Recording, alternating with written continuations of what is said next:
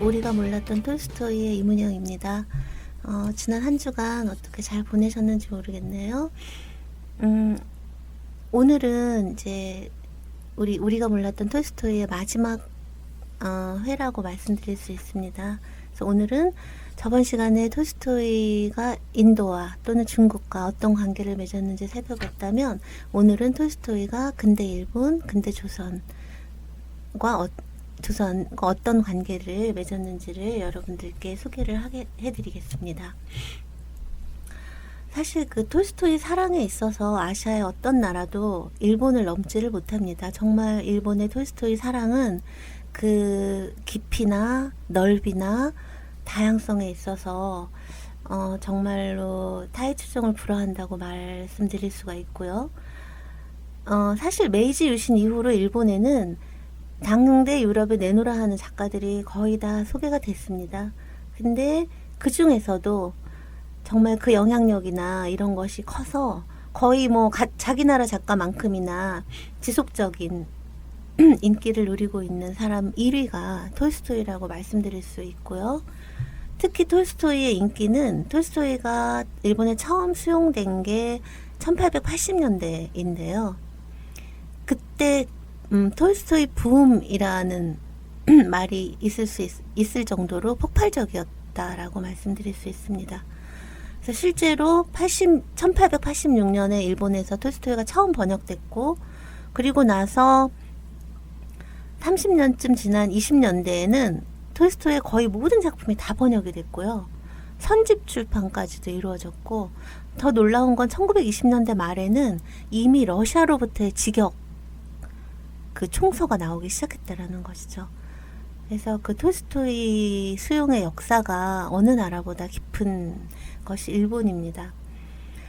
그러면 톨스토이가 처음 수용될 때 이제 붐이라고 할 정도로, 지금도 인기가 있지만 붐이라고 할 정도로 그 당시 인기를 끌었던 데는 두 가지 요인이 있습니다. 하나는 부활이고요. 하나는 러일 전쟁 관련해서 톨스토이가 반전론을 썼다고 했잖아요. 회개하라고 하는 그 반전론입니다. 소설 부활부터 얘기를 하자면요. 그 부활을 그러니까 원본으로 해서 1914년에 일본의 시마무라 호게스라고 하는 그 연출가, 이제 극작가가 공연을 올려요. 부활이라는 동명 공연을. 그게 정말 대성공을 이루게 됩니다. 그래서 일본에서 뿐만이 아니라 해외 공연까지, 우리나라에도 와서 공연을 했고요. 사실 우리나라에 1915년에 이 시마무라 극단이 내한 공연을 하고요. 1916년에는 한국 극단 예성좌가 카츄샤라는 이름의 그 오막극을 여기 그 시마무라 극단에 그거를 기초로 해서 초연을 하게 되고요. 그러면서 우리나라에도 검은 눈의 카츄샤 엄청나게 인기를 끌게 되는 건 이제 일본 영향이 있습니다. 근데 이 연극이 정말 어느 정도로 인기였냐면, 그 당시에 그 주인공 카츄샤 역을 맡았던 여배우가 불렀던 카츄샤의 노래가 정말 일본 방방곡곡에 울려 퍼지고, 그 다음에 카츄샤 머리 스타일, 그 카츄샤 했던 핀, 반지, 카츄샤 놀이, 그러니까 왜 우리 응답하라 1988 이런 거 보면 그 당대 그 일상을 구성하는 그런 물품들이나 그런 게 있잖아요. 대중가요나 이런. 그러니까 그게 카츄샤가 됐었던 거예요. 그리고 톨스토이가 됐었던 거고. 그렇게 톨스토이가 당시 일본인의 세태와 일상 속에 깊숙이 들어온 것이죠.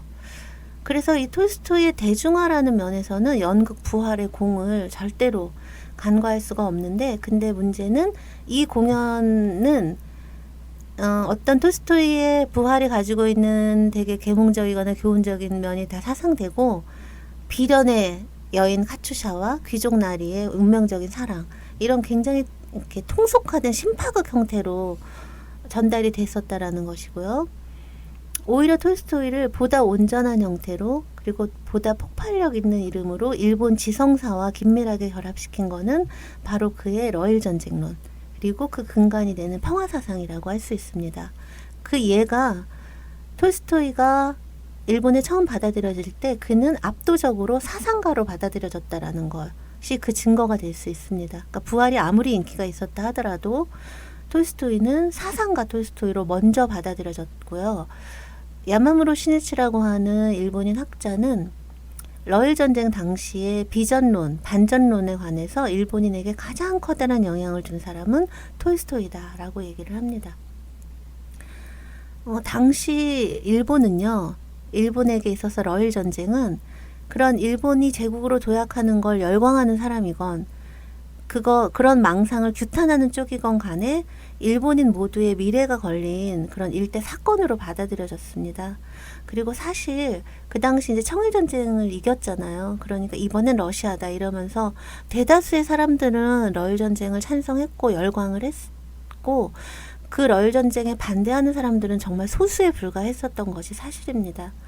결코 주류적인 입장은 아니었지만, 그러나 분명히 그 당시 일본에는 우치무라 간조, 아베 이소, 고토쿠 슈스이, 토쿠토미 로카 같이 일본 지성사에 절대 지울 수 없는 이름, 이제 일본 초기 평화주의의 개척자랄까요?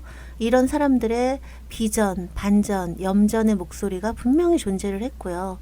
이 사람들의 공통성이 뭐냐면 바로 톨스토이의 반전론, 즉 러일전쟁 반전론 회계하라에 큰 영향을 받았다라는 공통성을 갖습니다. 그래서 예를 들어 우치무라 간조 같은 경우는 기독교 평화주의거든요. 그래서 어떻게 보면 톨스토이의 사상에 가장 가까운 사람이라고 할 수 있고요. 그 다음에 아베 이소하고 고토쿠 슈스이는 일본 지성사를 좀 아시는 분들이면 아주 익숙한 이름이실 거예요. 이 사람들은 일본 최초로 사회민주당을 결성한 일본 최초의 사회주의자들이었어요. 그래서 일본 사회주의 아버지라고 불리는 아베 이소는 톨스토이하고 서신 교환을 한 사람이고요. 그 다음에 일본 최초로 막스의 공산당 선언을 번역했던 고토쿠 슈스이는 나중에 아나키스트로 변신을 해서 1910년 천황 암살 모의 사건과 관련된 이른바 대역 사건으로 체포돼서 처형을 당하는데요. 이 사람은 톨스토이의 회계하라를 신문에 싣고 팜플렛으로 출판하고 한 사람이에요. 그 다음에 또 일본의 톨스토이라고 불리는 토쿠토미 로카, 이 사람은 일종의 기독교 평화주의자인데요. 좀 앞에 아베이소나 고토쿠 슈스이와는 결이 다른 사람인데, 이 사람은 1897년에 이미 그러니까 톨스토이 전기를 출판한 사람이에요. 일본 1897년에 톨스토이 전기를 출판을 했고, 그래서 톨스토이를 일본에 널리 알리는데 큰 공헌을 했고요. 그리고 1906년에는 그 톨스토이를 직접 방문을 해서 직접 만나요. 5일 동안. 그러면 그 당시 반전 평화운동에 톨스토이가 얼마나 큰 영향을 미쳤는지, 그거는 그 당시 동경에서 열렸던 한 반전 행사의 신문 보도, 1903년의 신문 보도를 제가 잠깐 인용해 볼게요. 600명 이상의 평화 지지자들이 모인 야간 집회 행사장에서 니시카와 코지로는 톨스토이와의 완전한 연대를 표명하고 톨스토이의 반전 발언을 소개했다. 그의 연설은 뜨거운 불길 같았고 그의 목소리는 맹렬한 화염 속에 대나무가 쪼개지는 소리처럼 들렸다. 그는 결론으로 병역 의무를 거부한 러시아의 병역 거부자들에 대해서 얘기했고, 이는 청중들에게 강렬한 인상을 심어주었다. 그러니까 당시 반전 평화주의자들이 톨스토이와의 완전한 연대를 표명했다라고 하는 것이요. 그리고 그 일본의 평화주의자들은 톨스토이의 반전 사상이나 비폭력주의뿐만이 아니라 어떻게 보면 굉장히 급진적이고 과격하다고 할 수 있는 톨스토이의 반국가주의, 반민족주의, 반소유, 반애국, 반제국주의 등을 골고루 포함하는 그의 사상 전반에 대해서 아주 잘 알고 있었습니다. 그리고 그것을 사람들에게 널리 알리기 위해서 노력을 했었고요. 이렇게 톨스토이는 일본에 처음 소개될 때부터 부활의 작가로서만이 아니라 급진적 사회개혁론을 포함하는 종교사상가 또는 평화운동가로 받아들여지게 됩니다.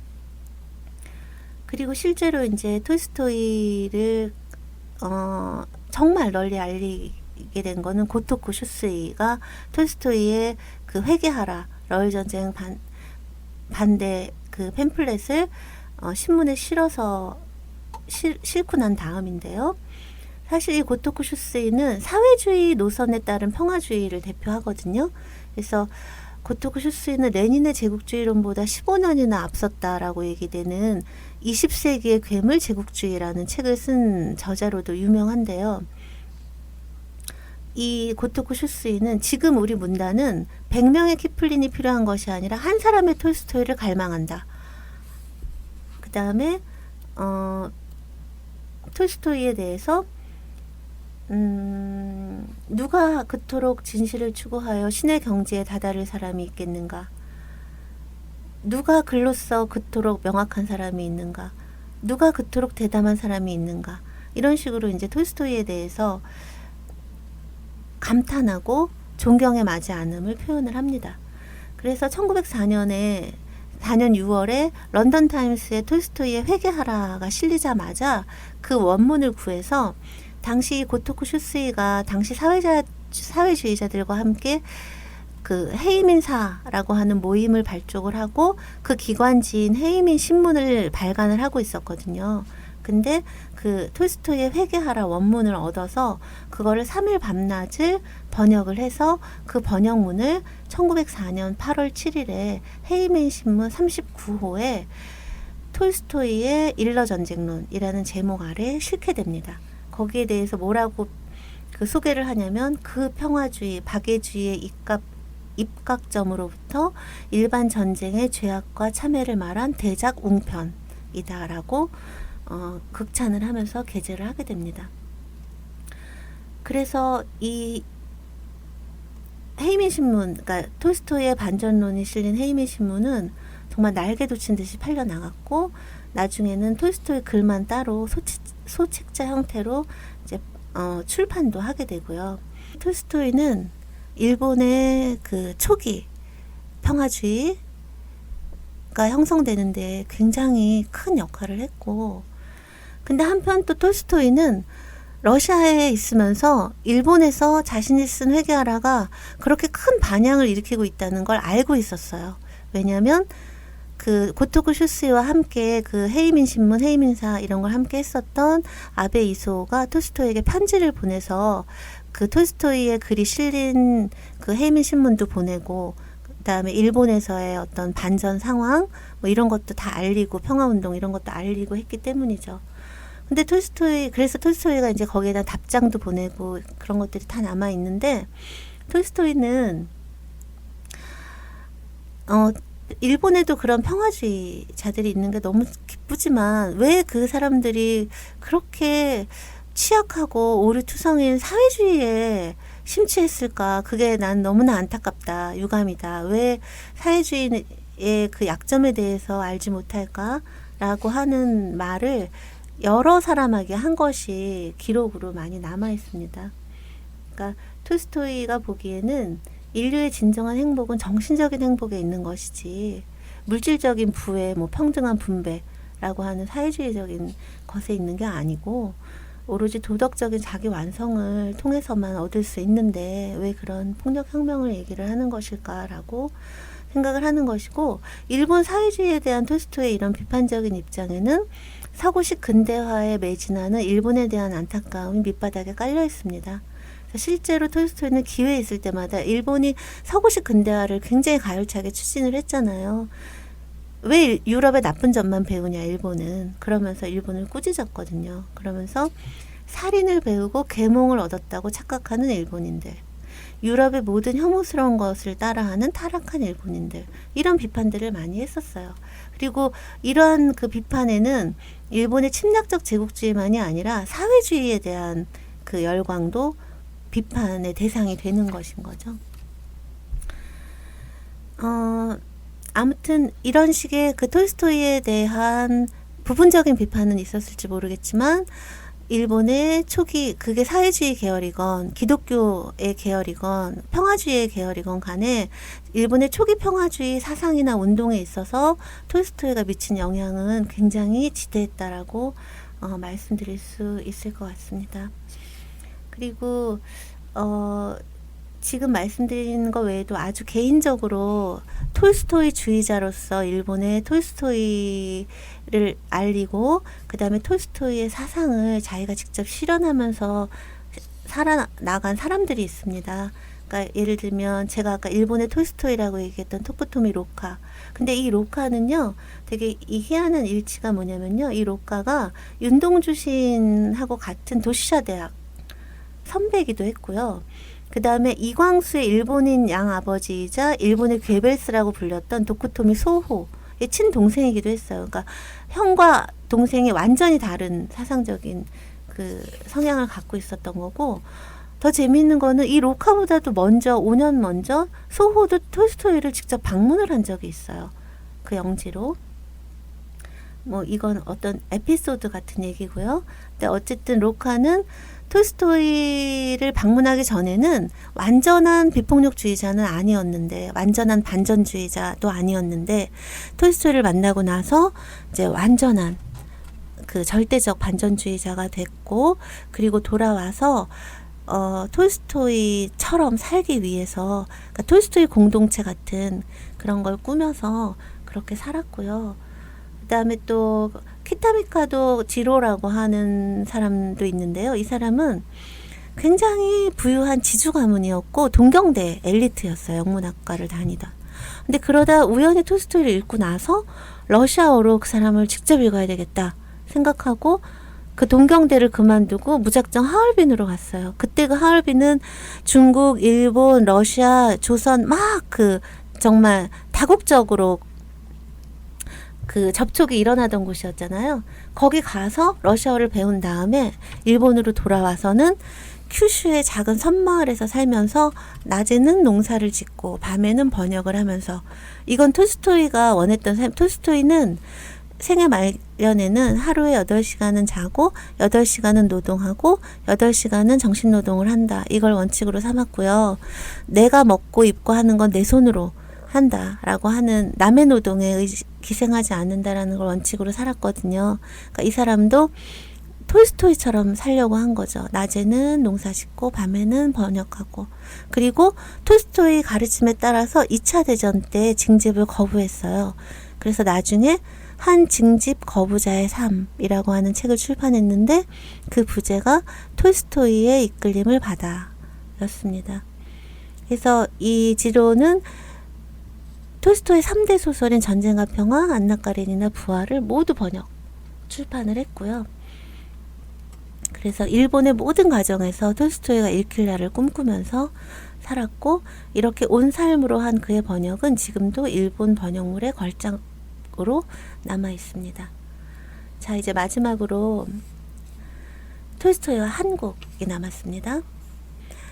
근데 인도나 중국이나 일본이랑 비교해서 한국과 톨스토이의 관계는 직접적인 게 없었어요. 그러니까 톨스토이가 노자처럼 이렇게 영향을 받은 것도 없고, 또 뭐 좀 전에 뭐 토쿠토미 로카나 아니면 간디나 이렇게 직접적으로 교류를 한다거나 찾아간다거나 이런 일도 없었고, 하지만 톨스토이는 한국, 그러니까 그 당시 조선의 존재에 대해서 명확히 알고 있었습니다. 특히 이제 러일 전쟁, 청일 전쟁이 일어나면서 제국주의적인 악의 다툼의 희생물, 그 제국주의 전쟁에 그 대리 전쟁을 치렀던 그 한국에 이제 주목을 하고 있었고요. 그 다음에 실제로 이런 직접적인 언급도 남겼다고 해요. 한국인은 동양적 의미에서 볼 때 대단히 문명한 국민이다 라는 직접적인 언급도 남겼고, 또 그 일본의 아시아 침략, 제국주의를 굉장히 비판을 하면서 핀란드, 인도, 폴란드, 한국을 러시아, 영국, 프러시아, 일본으로 병합하기 위해 사납게 날뛰는 정치가들은 미치광이들이고, 한국을 지배하려는 이토는 타락한 무도의 인간, 도를 모르는 인간이다라고 비판을 했습니다. 그리고 또 그 톨스토이의 주치의를 지냈던 마코비스키라고 하는 사람 책에 보면 오늘 아침에 한국인이 톨스토이를 방문했다라는 기록이 나온다고 해요. 근데 이제 러시아의 한국인 톨스토이 학자가 이게 누군지 엄청 찾으려고 했는데 아직도 누군지는 밝혀지지 않았어요. 이 한국인이 톨스토이를 방문했다는 게 톨스토이가 죽기 반년 전쯤의 기록인데요.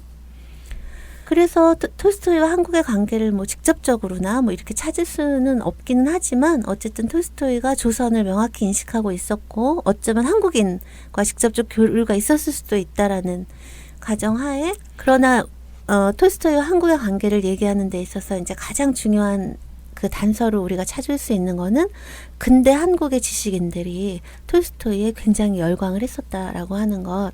그러니까 근대 한국 지식인들에 대한 톨스토이의 영향 속에서 이제 조명을 해보는 게 가장 근거가 있는 것일 거라고 생각이 됩니다. 안녕하세요. 오창익입니다. 인권연대는 정부나 기업의 지원을 사양하고 오로지 시민의 참여로만 운영하는 100% 순도의 민간 인권단체입니다. 1999년 창립 이래 한눈 팔지 않고 오로지 인권운동에만 매진해 왔습니다. 인권연대 회원으로 참여해 주세요.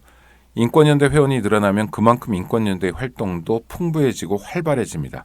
인권연대 회원 가입은 인권연대 홈페이지를 참고해 주세요. 감사합니다. 아까 제가 그 일본 말씀드리면서 톨스토이가 누구보다 사상가로 받아들여졌단 말씀을 드렸잖아요. 근데 이제 한국에서는 물론 한국의 근대문학, 특히 외국문학은 주로 식민지 시기에는 일본을 다 경유해서 들어왔기 때문에 일본의 영향 아래 있었죠, 어느 정도. 근데 한국 경우는 톨스토이를 사상가로 받아들이는 경향이 일본보다도 훨씬 더 강했어요. 일본보다도 훨씬 더 강했고, 실제 그 당시 뭐 번역된 책들은 뭐 이런 것들을 보면 특히 그렇고요. 물론 이제 일본, 아까 말씀드린 것처럼 일본에서 그 연극 부활이 완전 초대박 히트를 치고 그게 한국에 또 영향을 미쳐서 한국판 그 부활, 즉 카츄샤, 또 그게 또 엄청나게 인기를 끌고 하기는 했죠. 그랬긴 했지만 근대 조선에서 톨스토이는 압도적으로 종교 사상가이자 민중 계몽가로 등장을 하게 됩니다. 그리고 그것은 톨스토이를 소개한 사람이 근대 한국의 대표적인 계몽적 지식인인 최남선, 그리고 그가 창간한 최초의 근대적 계몽 잡지 소년을 통해서 본격적으로 이루어졌다는 사실에서도 잘 드러납니다. 그래서 이 최남선의 소년지는요, 1909년 7월호와 1910년 12월호 두 호에 걸쳐서 톨스토이 특집을 내보내게 되는데요.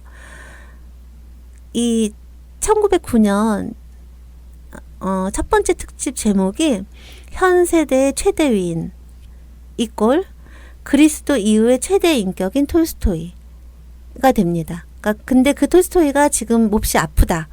그래서 다급한 마음에 그의 위대한 사상을 알리기 위해 특집을 마련한다. 이런 내용이에요.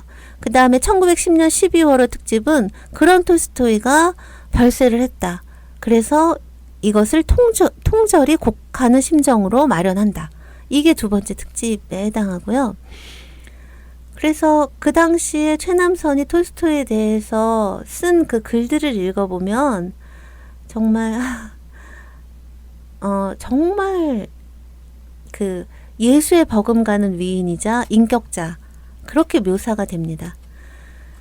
그래서 그 표현이 우리 세인에게 가장 귀중한 교훈을 주는 19세기 이래의 대선지자, 대도사, 뭐 이런 거, 그리스도 이후의 최대 인격, 이런 식으로.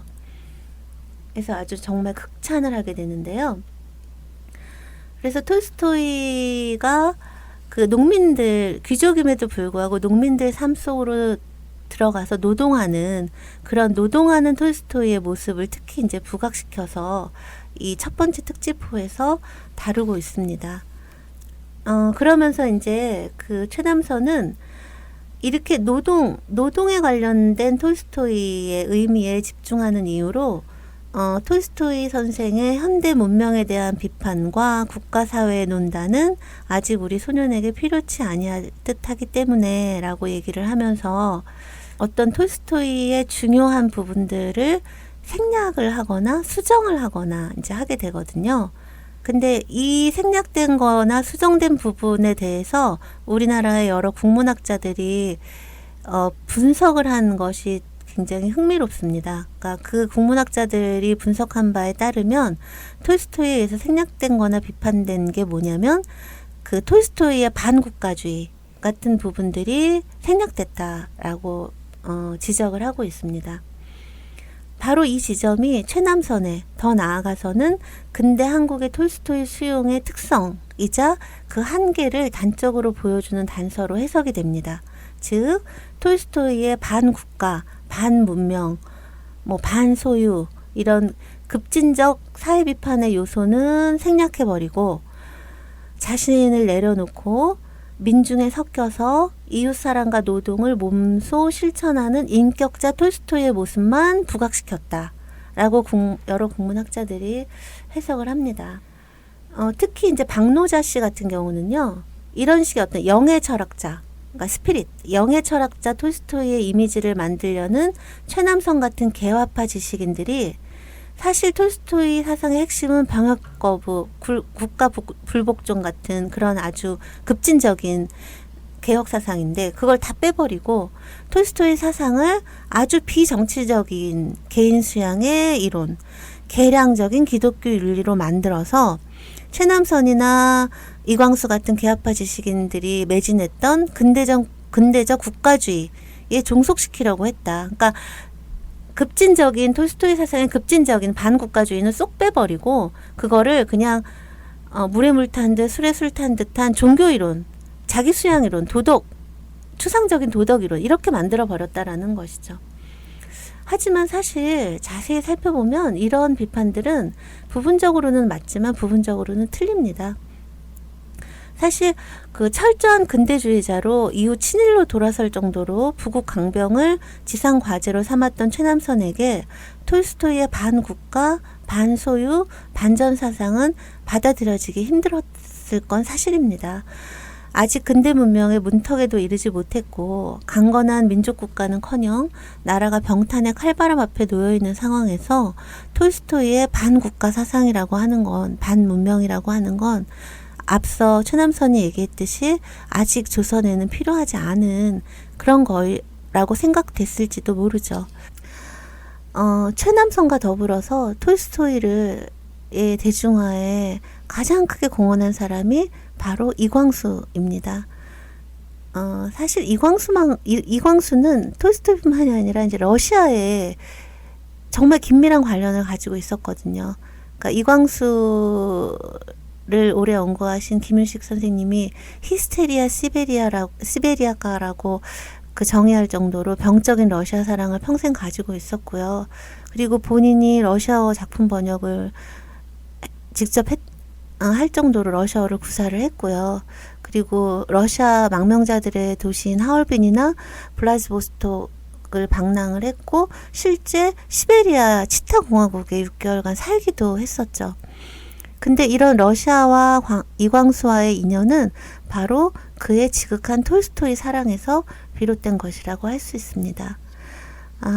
이광수가 톨스토이에 대해서 어떻게 생각했는지는요. 1935년에 톨스토이 서거 25주년을 맞아서 조선일보, 조광 같이 당시 이제 언론들이 여러 특집을 기획을 했는데 여기에 이광수가 두옹과 나, 두옹은 톨스토이를 의미합니다. 두옹과 나, 두옹과 현대, 톨스토이의 인생관 이런 세 편의 글을 실었거든요. 이 글들을 보면 톨스토이에 대해서 어떻게 생각하는지 굉장히 함축적으로 드러나는데요. 한마디로 말해서 이광수에게 톨스토이는 단순한 소설가도 사상가도 아닌 석가나 예수에 비견되는 성인이고 위인이라고 할 수 있습니다. 이광수가 쓴 톨스토이 인생관의 한 대목은 톨스토이는 지구가 산출한 가장 큰 사람 중에 하나였다. 예수 이후의 첫사람이라고 하면 누가 반대할까? 그러면 그 큼이 어디 있었는가? 이런 식으로 이제 이야기가 진행될 정도로요. 그리고 이광수가 톨스토이를 처음 접한 거는 1908년 동경 유학 중일 때, 그러니까 16살 때인데요. 그때 톨스토이의 나의 종교라는 책을 읽고 나서 이광수는 이것이야말로 진리다. 인류가 이 모양으로 살아야만 평화의 세계를 이룰 것이다. 나는 평생 이 주의로 살아가겠다. 톨스토이는 당연 큰 선생님이시다. 나는 이렇게 감탄하였습니다. 라고 하는 글을 이제 남깁니다. 근데 이광수를 매료시킨 최초의 톨스토이는 교회의 권위에 도전하고 폭력과 전쟁에 무조건적으로 반대하던 개혁가 톨스토이였습니다. 개혁가 톨스토이였고, 그리고 이광수는 톨스토이를 소개를 하면서 톨스토이가 얼마나 급진적인 국가 비판을 하고 있었는지, 그다음에 그 사람이 얼마나 과격하게 납세 거부, 병역 거부, 재판 거부를 호소했는지를 명백하게 밝힙니다. 실제로 톨스토이의 인생관이라든가 아니면 두온과 현대라든가 이런 데 같은 데서 보면 어떤 대목이 나오냐면, 톨스토이는 비록 국법이라 하더라도 진리에 어그러진 것이면 복종할 필요가 없고, 동포에 대하여서는 악을 조성하는 것이라, 그러니까 애국에 대해서는 악을 조성하는 것이라 했고, 납세에 대해서도 또 병역과 사법은 절대로 부인할 것이라고 말했다 라는 식으로 톨스토이의 급진적인 면을 다 얘기를 하고 있고요. 또 개인을 구속하는 모든 제도를 부인하는 점으로는 톨스토이는 무정부주의와 상통하고, 재산의 사적 점유를 저주한다는 점에서는 공산주의와 상통하는 점이 있지만, 그러나 또 그 어느 것과도 톨스토이의 사상은 일치하지 않는다. 너무나 정말 정확하게 톨스토이의 본질을 통찰한 거라고 말할 수가 있을 것 같습니다. 그러면서 이광수는 묻습니다. 그러면 이렇게 현대에 유행하는, 예를 들면 자유주의나 무정부주의나 사회주의나 이런 거하고도 다 하나도 맞지도 않는데 왜 이런 톨스토이가 죽은 25주년을 우리가 왜 이렇게 기념을 하고 왜 그를 이렇게 기념을 하는가? 이건 너무 모순이지 않는가? 이 모순이 왜 생겼는가? 라는 질문을 합니다. 그리고 이 모순에 답하기 위해서 이광수는 현실과 이상의 문제를 끌어들이게 되는데요. 이광수는 톨스토이가 기념되는 이유는 그 도저한 이상성에 있다. 현실에서는 세속 권력에 복종할 수밖에 없다. 근데 그런 현실 속에서 톨스토이처럼 세속 권력을 절대적으로 부정하는 그런 그러니까 톨스토이의 그 사상을 공상이라고 얘기를 하고 있어요. 공상에 젖어보는 게 위안이 되지 않느냐. 물론 이광수는 현실과 이상 사이에서 인생의 도를 찾자라고 얘기를 합니다. 현실을 무시하지도 말고 이상을 냉소하지도 말고 현실에 발을 꽉 붙이고 이상의 미래를 끌어당기자, 이렇게 얘기를 하기는 합니다. 하지만 그가 현실의 입장에서 볼 때 톨스토이의 사상을 어떻게 묘사를 하고 있냐면요. 이 대목을 한번 들어보세요. 국가주의가 금일의 것이요, 공산주의가 명일의 것이요, 무정부주의가 제명일의 것이라면 두옹의 톨스토이의 사회개혁 사상은 제제명일의 것이다 라고 이광수가 얘기를 합니다. 즉 톨스토이의 사회개혁 요구가 현실에서 벗어나서 잠시 젖어보는 공상의 영역으로 순치돼 버리고, 그 공상마저, 그 이상마저 현실로 당겨지기는커녕 제제명일 하면 마치 그리스도 재림의 날을 연상되는 그런 제제명일의 아득한 미래로 밀려나게 됩니다. 그러니까 결국 이광수는 급진적인 톨스토이의 사회개혁가로서의 어떤 급진적이고 그런 면모를 분명히 인식하고 있기는 했지만, 그런 급진적 사회개혁가로서 톨스토이의 모습은 도저한 이상 속에 위인으로 날아오른 톨스토이 속에 뒤섞여서 현실성을 완전히 상실하고 맙니다. 결국 춘원의 톨스토이는 예수급의 성인의 반열에 올라서 결코 땅으로 내려오지 않고, 그리고 그저 어떤 자기 마음, 자기 수양, 여기에 이제 머무를 뿐인 것이죠. 지금까지 살펴본 것처럼 최남선과 이광수 모두 톨스토이의 급진적 사회개혁 사상을 잘 알고 있었고 이를 상세히 소개하기도 했지만, 결과적으로 그 급진성을 조선 사회를 변화시킬 힘으로 전환하지 못하고 개인 내면의 어떤 도덕적 자기 수양의 지침으로 한정 짓게 됩니다. 그 이유에 대해서는 뭐 여러 가지를 생각할 수 있겠지만 그 무엇보다 저는 톨스토이 사상 자체에 내재된 문제에서 찾아볼 수 있다라고 생각을 합니다. 그러니까 즉 제가 앞서도 말씀드렸지만 두 톨스토이, 그러니까 꼼꼼히 들여다보지 않으면 쉽게 이어지지 않는 성자 톨스토이와 전사 톨스토이 사이의 거리, 무조건적인 사랑과 비타협적 투쟁 사이의 격차, 절대적 비폭력을 조건으로 삼는 절대 평화주의의 어떤 위험성 같은 것이 톨스토이를 어느 한쪽으로 이해하게 만들거나, 그러니까 성자로만 또는 뭐 전사로만, 아니면 현실성이 없다. 어떻게 그게 개인적 각성으로 전쟁을 멈춰? 그게 어떻게 가능해? 이렇게 현실성이 없는 것으로 무시하거나 또는 아예 불가능한 것으로 포기하게 만들었는지도 모르겠습니다. 실제로 최남선과 이강수가 톨스토이를 성인으로 추앙하고 있을 때 또 다른 한 일군의 그 지식인들은 톨스토이 사상의 위험성에 주목하는 사람들이 실제로 있었고요.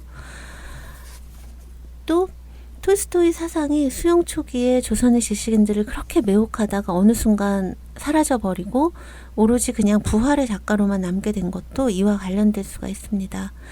당시 조선의 많은 실천적 지식인들은 톨스토이의 절대평화주의보다는, 그러니까 너무 위험하고 너무 급진적이고 너무 이상주의적인 그것보다는 그와 이상을 나누면서도 보다 현실적인 대안을 제시하는 사회주의 속에서 가능성을 발견했습니다. 홍명희가 대표적인 사례인데요. 홍명희는 조선 예술의 미래를 프롤레타리아 예술관에서, 대안적 근대의 길은 사회주의에서 찾게 되는 것이죠. 그리고 나서 사회주의 혁명이 발생하고 한국의 뭐 전쟁 발생, 좌우 대립, 그다음 소련과의 국교 단절, 이런 것들이 이어지면서 톨스토이에 대한 어떤 초기의 편향적인 이해가 오늘날까지 이렇게 굳어져 온 것이 아닌가라고 생각을 합니다. 이제 정말 마지막으로 이번 회는 마지막 회라 좀 길어졌는데 이제 여러분 거의 끝나갑니다. 이 책에 이제 제가 여러분들께 말씀드렸던 그 두 톨스토이의 문제의 결론에 다가가 볼 때가 된 것 같은데요. 사실 이 두 톨스토이의 대결과 공조는 사랑, 무저항, 비폭력 같은 도덕적인 원칙과 국가철폐, 착취 질서 근절, 전쟁 반대와 같은 사회개혁적 강령을 긴밀하게 결합시킵니다. 그러니까 우리는 어느 한 톨스토이가 아니라 아무리 모순되고 결합이 힘들고 고통을 준다 하더라도 두 톨스토이의 결합 속에서 톨스토이를 바라봐야 하지 않을까라고 생각을 합니다. 톨스토이의 평화사상 속에서 기독교적인 사랑을 조건 없이 실천하는 종교적인 행위라고 하는 것은 그걸 막는 폭력 구조를 없애고 대한 질서를 모색하는 사회적 행위와 분리되지 않습니다. 사랑과 형제라는 윤리적인 기반 위에 병역 거부, 납세 거부, 준법 거부, 전쟁 반대, 절대적 비폭력 같은 급진적인 행동 강령이 놓이게 됩니다. 물론 앞서 제가 말씀드린 것처럼 러일 전쟁을 멈추려면 진정한 신앙을 회복해야 된다 라고 하는 게 좀 너무 거리가 멀다 이런 생각이 들 수는 있지만 1회 때 제가 말씀드린 것처럼 톨스토이가 섬긴 신이 어떤 초월적인 존재를 말하는 게 아니라 우리 삶의 어떤 도덕적인 근원을 가리킨다 라고 하는 걸 다시 한번 새긴다면 그 현격한 거리는 상당 부분 좁혀질 수 있을 거라고 생각을 합니다. 더구나 톨스토이는 어떤 국가라든가 그런 거대한 그 공동체에 의해서가 아니라 개인의 도덕적인 어떤 도덕적 완성을 통해서 폭력을 넘어서고 국가를 넘어서고 하려고 했는데요. 그러니까 이런 톨스토이의 사상이라고 하는 것은 사실 현재는 뭐 사회주의라고 하는 인류의 대실험들이 완전한 실패로 판명났고 인류를 매료시켜왔던 온갖 주의 주장, 거대 담론들 이런 것들이 다 과거로 쓰러져 갔죠. 그러니까 거창한 제도 개혁이나 정치혁명이 아니라 오직 개인의 각성과 도덕적 완성을 향한 노력 속에 변화의 가능성을 발견하고자 했던 톨스토이의 호소가 지금 같은 이렇게 거대 담론들이 다 해체되고 실패한 이런 때에 또 다른 울림을 줄 수 있지 않을까라고 생각을 합니다. 톨스토이에게 이 도덕적인 자기 완성이 골방 속 기도가 아니라 병역 거부, 납세 거부, 전쟁 거부 이런 구체적인 행동을 통해서 이루어진다는 점을 감안하면 더욱 그러하다라고 말씀드릴 수 있고요. 그리고 톨스토이 평화주의가 갖는 그 의미는요, 특히 그의 핵심이라 할 반국가주의에서도 잘 드러납니다. 사실 톨스토이 국가론은 단순히 국가에 반대하는 반국가주의를 넘어서 그 존재 자체를 넘어서고자 하는 탈국가주의에 해당합니다. 지금 현재 지구화 시대에는 이런 탈국가의 문제의식은 너무 진부할 정도로 사실 당연하죠. 하지만 모든 것이 국민국가를 축으로 구성되던 톨스토이 시대에는 그렇지 않았습니다. 그의 탈국가 사상을 그의 시대의 한계를 뛰어넘은 한 천재의 해안으로 볼 수도 있지만 그것이 단순히 그냥 해안, 예지를 넘어서 그렇게 행동할 것을 요구하는 그 시대의 대안적 문법으로 기입되는 순간 그것은 이미 윤리적 결단이 되고 맙니다. 누구도 감히 저항할 수 없는 강고한 국가주의, 애국주의, 민족주의의 흐름 속에 홀로 반국가, 반애국, 탈민족을 외치는 것은 결코 말처럼 쉬운 일이 아닙니다. 그 일을 감행하는 것, 그 결과를 감당하는 것, 양자 모두 도저한 윤리적 결단이고요. 헤아릴 수 없는 논란과 의혹과 박해 속에서 그리고 무엇보다 고통 속에서 톨스토이는 이 둘을, 그러니까 성공 실패와 무관하게 이 둘을 모두 해냈다라고 말씀드릴 수 있을 것 같습니다. 그럼 우리는 어떨까요? 우리에게 탈국가, 탈민족은 현상의 인식인 걸까요? 윤리적인 결단인 걸까요? 더구나 우리가 살고 있는 이 최후의 분단국가 한국은 근대와 탈근대, 민족과 탈민족, 국가와 탈국가가 중층적으로 교차한다라고 얘기가 되어집니다. 그런 국가에 사는 우리에게 또 어떤 윤리적 결단이 필요한 것은 아닌지, 그러니까 그것이 어느 하나를 선택하라는 의미는 아니고요. 우리가 톨스토이의 평화주의에서 읽어내야 할 것이 바로 이 지점이 아닐까 생각합니다. 그리고 이 윤리적 결단은 톨스토이의 절대평화주의나 절대적 비폭력에 이르면 더욱 실존적인 문제가 됩니다. 톨스토이 사상의 급진성은 국가로 대표되는 모든 제도화된 폭력의 거부에 있지만 그런 구조적 폭력은 물론 정당 방위로서의 개별적 폭력조차 허용하지 않는 절대적 비폭력주의에 이르면 그 급진성이 한층 더 강화됩니다. 그리고 그 위험성은 그것이 자기 보존이라는 인간의 가장 기본적인 본능을 건드리기 때문입니다.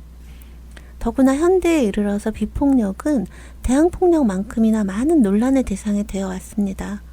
어떤 이들은 폭력의 진보적 역동성을 강조하기도 하고요. 또 어떤 사람들은 폭력과 비폭력 또는 대항폭력과 비폭력이 적대적 공모관계에 있다 얘기하기도 하고요. 또 어떤 사람은 비폭력이 평화의 지평으로부터 정의의 문제를 도려낸다. 그러니까 비폭력을 절대적인 가치로 그냥 순순히 받아들이지 않는, 그것을 의심하는 많은 논의들이 있다라는 얘기죠. 근데 사실 이걸 어떻게 판단할지는 결코 그렇게 쉽지 않습니다.